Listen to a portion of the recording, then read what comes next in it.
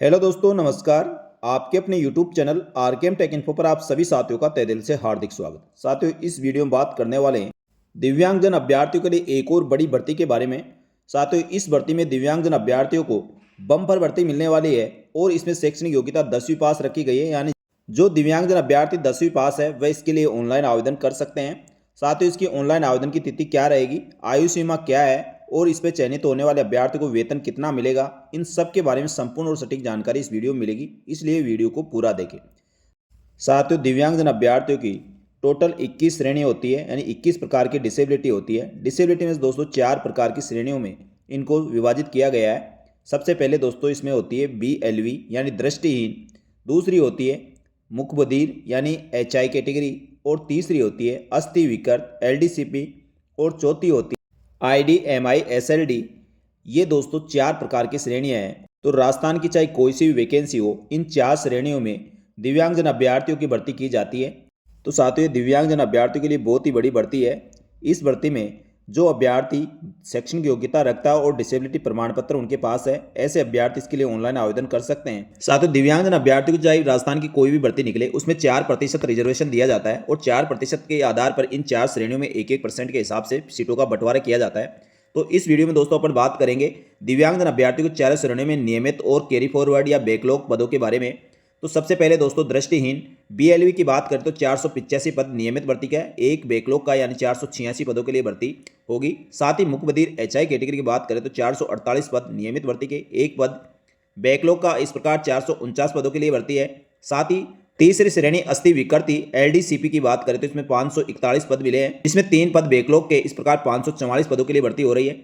और IDMI SLD की बात 419 पदों के लिए भर्ती होगी, इसमें बैकलॉग का कोई पद नहीं है, यानी टोटल 419 पदों के लिए IDMI SLD में भर्ती होने वाली। इस प्रकार दोस्तों चारों कैटेगरी में मिलाकर अपन देखते हैं तो 486 BLV, HI के 449, LDCP के 544 और IDMI SLD के 419। इस प्रकार टोटल दोस्तों 1898 पदों के लिए भर्ती हो गई, यानी दिव्यांगजन अभ्यर्थियों के लिए बम्पर भर्ती है। इतनी बड़ी भर्ती दोस्तों आपको जल्दी से देखने को नहीं मिलती है, क्योंकि इस भर्ती में दोस्तों पद अधिक होने के कारण आपकी सीटें भी आपको ज़्यादा मिली है।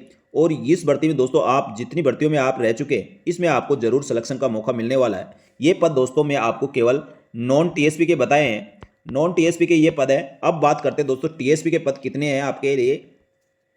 साथ ही TSP के पदों की बात करें तो इसमें दिव्यांगजन अभ्यर्थियों के BLV के 56 पद है, मुखबधिर HI की बात करें तो 48 पद है, और अस्थि विकृत की 69 पद यानी LDCP के 69 पद है, और IDMI SLD की बात करें तो 43 पद है। इस प्रकार टोटल दोस्तों TSP के अभ्यर्थियों के लिए भी साथियों दिव्यांगजन अभ्यर्थियों को 216 पद मिले हैं, यानी दिव्यांगजन अभ्यर्थियों के लिए भी काफ़ी अच्छी वैकेंसी है। तो साथियों इस भर्ती में आपका जहां अब तक आपका सिलेक्शन नहीं हो रहा था, यहाँ पर आपका लगभग 99% सिलेक्शन हो जाएगा जो रेगुलर रूप से तैयारी कर रहे हैं। लेकिन साथियों इसके लिए आपको नियमित रूप से तैयारी करनी होगी, क्योंकि आपको एग्जाम जरूर पास करना होगा। एग्जाम पास करने वाले लगभग समस्त अभ्यर्थियों का इसमें फाइनल सिलेक्शन होने के चांस रहेंगे, क्योंकि भर्ती काफ़ी अधिक है। यानी टोटल दोस्तों TSP और नॉन TSP की बात करें तो आपको 2114 पद इस भर्ती में मिल रहे हैं, यानी 2114 पद काफ़ी होते हैं दिव्यांगजन अभ्यर्थियों के हिसाब से देखा जाए। साथ ही इसमें आवेदन करने से पहले आपको दिव्यांगजनों के लिए जो निर्देश दिए गए हैं उसको आपको पढ़ना होगा, इसको जरूर पढ़े। राजस्थान दिव्यांगजन अधिनियम 2018 के अंतर्गत निम्नलिखित श्रेणी के दिव्यांगजनों को आरक्षण का लाभ देय होगा। इसमें जैसे दोस्तों चारों कैटेगरी दी गई है, BLV है, HI है, LDCP है और IDMI SLD है। तो इनको दोस्तों 5 श्रेणी में यहाँ डिवाइड किया गया है, इसको कंबाइंड करके 4 श्रेणी में ये आरक्षण दिया जाता है। तो इसमें कौन सी श्रेणी में कौन से कैटेगरी के अभ्यर्थी आते हैं, कौन से डिसेबिलिटी वाले अभ्यर्थी आते हैं, उसका विवरण दिया गया है, इसको आप देख लें। साथ ही दोस्तों दिव्यांगजन के लिए दर्शाए गए आरक्षित पदों का आरक्षण क्षैतिज हॉरिजॉन्टल रूप से रहेगा। जैसा कि मैंने बताया दोस्तों, दिव्यांगजन अभ्यर्थियों को हॉरिजॉन्टल आरक्षण दिया जाता है और 4% टोटल पोस्टों का दिया जाता है। अर्थात अभ्यर्थी जिस वर्ग, सामान्य वर्ग, अनुसूचित जाति, अनुसूचित जनजाति, अन्य पिछड़ा वर्ग, अति पिछड़ा वर्ग और आर्थिक रूप से कमजोर वर्ग का होगा, उसे उसी वर्ग में समायोजित किया जाएगा। यानी साथियों दिव्यांगजन अभ्यर्थी जिस कैटेगरी का होगा उसको उसी श्रेणी के पदों में समायोजित किया जाएगा। इस चीज का ध्यान रखना है। यानी कोई OBC का बंदा है तो OBC में, और जनरल का है तो जनरल में। इस प्रकार दोस्तों जिस कैटेगरी का डिसेबिलिटी वाला अभ्यर्थी होगा वह उसी में समायोजित किया जाएगा। इसके C पॉइंट में दिया गया है, राजस्थान दिव्यांगजन अधिकार नियम 2018 के अनुसार जहां किसी भर्ती वर्ष में कोई रिक्ति उपयुक्त बेंचमार्क अभ्यर्थी अनुपलब्धता के कारण किसी अन्य कारण से भरी नहीं जा सकी, तो ऐसी रिक्ति आगामी भर्ती वर्ष में अग्रेसित की जाएगी। और यदि आगामी भर्ती वर्ष में उपयुक्त बेंचमार्क दिव्यांगजन उपलब्ध नहीं होता है तो उसे प्रथम दिव्यांगजन की निर्धारित विभिन्न श्रेणियों में इंटरचेंज करके भरा जाएगा। और यदि उस वर्ष में कोई दिव्यांगजन अभ्यर्थी उपलब्ध नहीं होता है तो उसे नियोक्ता रिक्तियों के दिव्यांगजन के अलावा अन्य व्यक्तियों से भर सकेगा। यानी साथियों, आज जैसे मान लो ये भर्ती निकली है, इस भर्ती में उपयुक्त दिव्यांगजन अभ्यर्थी नहीं मिलते हैं तो उसको कैरी फॉरवर्ड कर दिया जाएगा और आगे के लिए बैकलॉग में उसकी भर्ती निकाली जाएगी। लेकिन दोस्तों ये 1 वर्ष के लिए होगा। लेकिन साथियों ऐसी रिक्ति केवल आगामी भर्ती वर्ष में अग्रेसित की जाएगी और यदि आगामी भर्ती वर्ष में भी उपरोक्त अभ्यर्थी नहीं मिलते हैं तो उन अभ्यर्थियों को आपस में कैटेगरी में इंटरचेंज करके भर लिया जाएगा। उस वर्ष में कोई अभ्यर्थी नहीं मिलता तो उसको फिर सामान्य अभ्यर्थियों से भर लिया जाएगा। इस प्रकार दोस्तों ये दिव्यांगजन अभ्यर्थियों के लिए आरक्षण की व्यवस्था है। दिव्यांगजन अभ्यर्थी ऑनलाइन एप्लीकेशन फॉर्म में यथास्थिति पर अपने वर्ग और दिव्यांगजन की श्रेणी को अंकित करना, श्रेणी विशेष का अवश्य उल्लेख करें। यदि दिव्यांगजन प्रमाण पत्र इस भर्ती में आवेदन करने की अंतिम तिथि से पूर्व प्रस्तुत करना होगा। यानी आपके पास जो दिव्यांगजन प्रमाण पत्र है इसमें ऑनलाइन आवेदन करने की अंतिम तिथि से पूर्व का होना चाहिए। यदि बाद में आपने बनाया है तो दोस्तों वह आवेदन आपका निरस्त कर दिया जाएगा या आप उसके लिए योग्य नहीं रहोगे। ऐसे आवेदक जो दिव्यांगजन श्रेणी में आते हैं अपनी दिव्यांगजना के संबंध में राजस्थान दिव्यांगजन अधिकार नियम 2018 के अनुसार समुचित सरकार द्वारा निर्धारित चिकित्सा अधिकारी के द्वारा प्रदत्त स्थायी दिव्यांगता प्रमाण पत्र में दिव्यांगजन का स्पष्ट प्रमाण पत्र प्रस्तुत करना होगा। राजस्थान निशक्ता व्यक्तियों नियोजन नियम के अनुसार मेडिकल बोर्ड द्वारा प्रदत्त निशक्ता दिव्यांगजन का प्रमाण पत्र जो 40% या इससे अधिक विशेष योग्यजन होने पर अभ्यर्थियों को दिव्यांगता का हेतु आरक्षण का पात्र माना जाएगा। यानी कम से कम 40% आपकी दिव्यांगता होनी चाहिए। 40 से अधिक आपकी कितनी भी हो सकती है, यानी 100% तक जा सकती है, उसकी कोई दिक्कत नहीं है, लेकिन 40% से कम नहीं होना चाहिए। 40% की दिव्यांगता वाले अभ्यर्थी इसके लिए पात्र माने जाएंगे। ए पॉइंट में दिया गया राजस्थान दिव्यांगजन अधिकार संशोधन नियम 2021 दिनांक 14/10/2021 के नियम 6B में किए गए प्रावधानों के अनुसार संबंधित सेवा में यदि किसी पद के लिए प्रतियोगिता परीक्षा आयत करने के लिए एक प्रश्न पत्र में न्यूनतम अंक उत्तीर्ण अंक कुल अंक या कहीं भी निहित किए गए हो, कुल अंक जहां कहीं पे भी निहित किए गए हो तो 5% की शीतलता दिव्यांगजन अभ्यर्थियों को देनी होगी।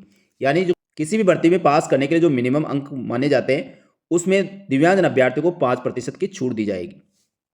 तो साथियों दिव्यांगजन अभ्यर्थियों के लिए महत्वपूर्ण दिशा निर्देश ये है। तो ऑनलाइन आवेदन करने से पहले आपको अपने महत्वपूर्ण दिशा निर्देशों को जरूर पढ़ना चाहिए। इसमें क्या क्या दिया गया है, कैसे आपको प्रमाण पत्र की आवश्यकता होगी, कौन इसके पात्र होंगे, सारी डिटेल इसमें दे रखी है। तो साथियों अपन बात कर रहे हैं राजस्थान कर्मचारी चयन बोर्ड द्वारा निकाली गई चतुर्श्रेणी कर्मचारी भर्ती 2024 के संबंध में।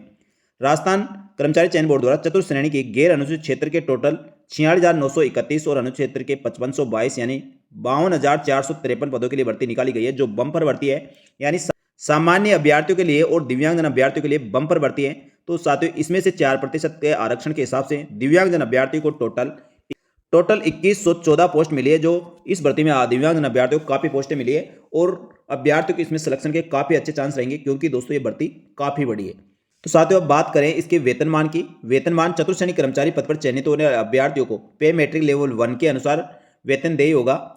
यानी साथियों जो 7वां वेतन आयोग है उसके पे मैट्रिक लेवल 1 के अनुसार आपको फिक्स वेतन देय होगा, जिसमें 2 साल तक आपको, यानी साथियों 7वें वेतन आयोग के अनुसार पे मैट्रिक लेवल फर्स्ट में जो फिक्स वेतन देय होगा वह लगभग 12,400 रुपये आपको 2 साल तक देय होंगे। और इसके बाद दोस्तों आपकी जो बेसिक के आधार पर, यानी पे मैट्रिक लेवल फर्स्ट के अनुसार जो बेसिक रहेगी, बेसिक के आधार पर दोस्तों आपकी लगभग 30,000 रुपये सैलरी हो जाएगी। यानी काफ़ी अच्छी सैलरी है। और साथियों चतुर्श्रेणी कर्मचारी पद पर चयनित होने वाले अभ्यर्थियों का जब प्रोबेशन काल कंप्लीट होगा, यानी अगले 2 साल के बाद, जहां तक है दोस्तों राजस्थान में भी 8वां वेतन आयोग लागू हो जाएगा और 8वें वेतन आयोग के अनुसार आपकी ये सैलरी 40,000 से अधिक यानी 45,000 के लगभग आप मान के चलिए 45,000 के लगभग आपकी चतुर्श्रेणी कर्मचारी की सैलरी होने वाली है। बात करें दोस्तों इसकी शैक्षणिक योग्यता और पात्रता, तो चतुर्श्रेणी कर्मचारी पद के लिए आवेदन करने वाले अभ्यर्थियों के बाद 10वीं पास होना चाहिए। यानी 10वीं पास कोई भी अभ्यर्थी इसमें ऑनलाइन आवेदन कर सकता है। इस पर आवेदन करने के लिए अभ्यर्थी की आयु 1/1/2026 के अनुसार 18 वर्ष की न्यूनतम और 40 वर्ष से अधिक नहीं होनी चाहिए। यानी 18 से 40 वर्ष की आयु सीमा वाले अभ्यर्थी इसमें ऑनलाइन आवेदन कर सकते हैं। और उच्चतम आयु सीमा में निम्नानुसार श्रेणियों को छूट है, जो आप देख सकते हैं।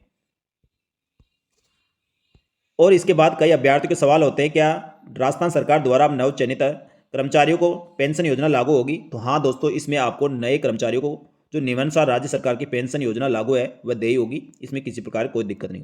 अब साथियों सबसे बड़ा सवाल, इसके लिए ऑनलाइन आवेदन कब से भरे जाएंगे, यानी कब तक इसके लिए ऑनलाइन आवेदन भर सकते हैं?